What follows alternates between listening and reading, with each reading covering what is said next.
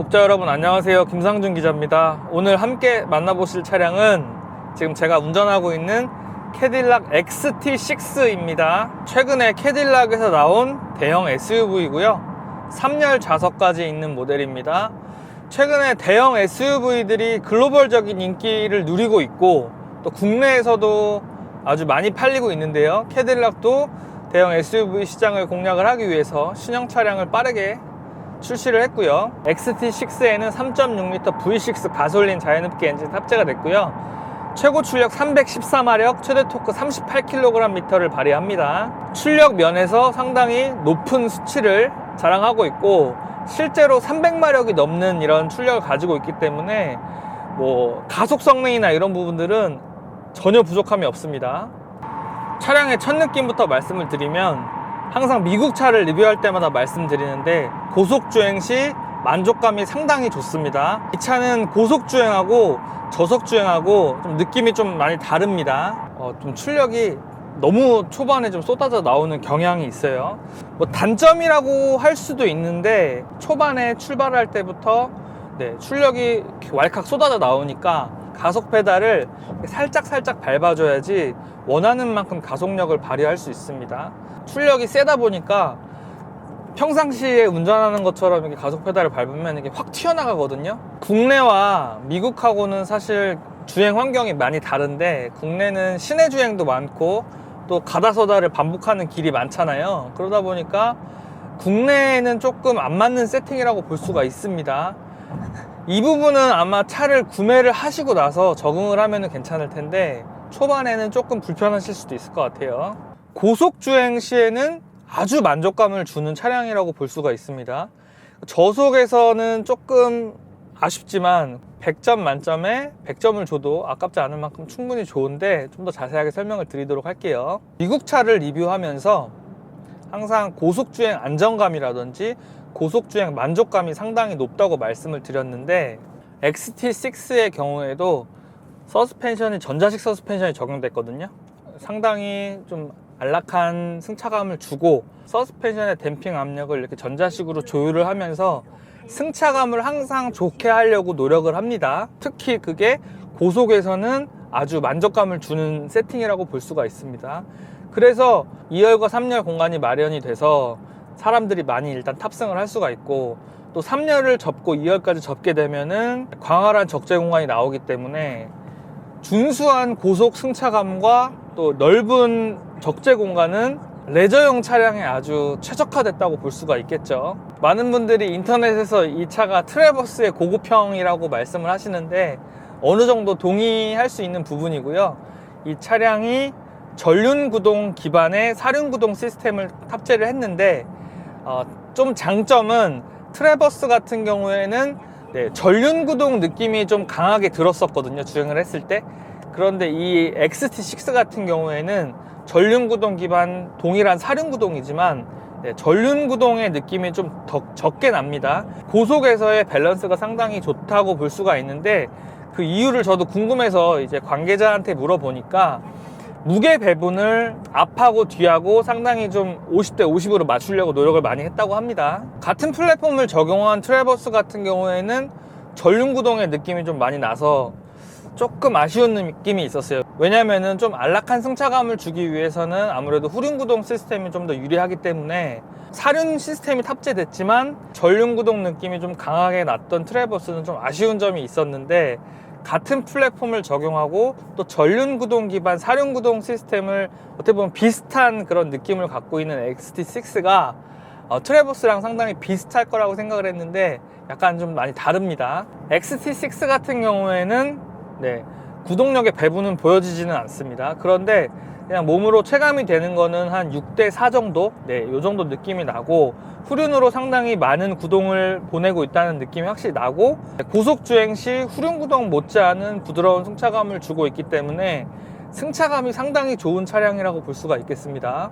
좀 재미있는 부분이 트래버스와 XT6가 같은 플랫폼을 공유하고 있는데 트래버스가 물론 조금 더 커요, 차체가. 근데 사실 큰 차이는 아니거든요.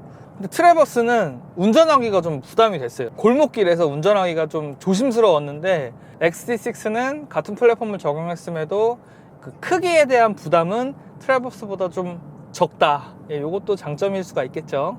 트래버스도 분명히 좋은 차기는 한데 아무래도 XT6가 트래버스의 좀 고급형에 가까운 차량이기 때문에 전체적인 부분이 좀 더 부드럽고 고급스러운 건 맞습니다.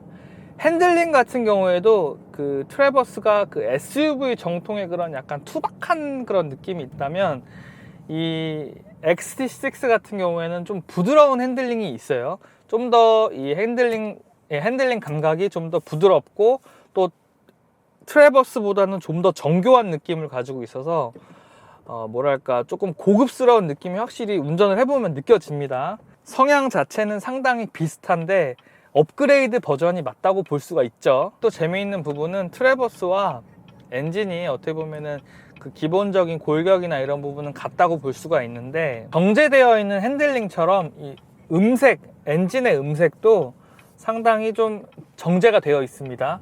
무슨 말씀이냐면 이 트래버스 같은 경우에는 콜로라도랑 같이 좀 이 고배기량 자연흡기 엔진의 그 그르렁 그르렁 거리는 그런 사운드가 남아 있어 가지고 오히려 저는 좋았는데 XT6는 그 음색이 오히려 없어졌어요. 왜냐면은 이 차는 그래도 프리미엄 SUV이고 또 정숙성이 중요한 부분을 차지하는 프리미엄 SUV이기 때문에 그 음색 자체를 좀 더 톤 다운 시킨 것 같아요. 그래서 RPM을 6000rpm 이상까지 올려도 그 트래버스에서 나던 그런 좀 듣기 좋은 그 엔진 사운드는 안 납니다. 개인적으로는 아쉬운데 정숙한 차량을 선호하시는 분들한테는 트래버스보다 더 좋은 장점이라고 볼 수가 있겠죠. 다양한 기능이 탑재가 됐어요. 뭐 나이트 비전이라든지 아니면 어댑티브 크루즈 컨트롤 기능이라든지 위험 상황을 알려준 햅틱 시트 이런 부분들이 다양하게 탑재가 됐는데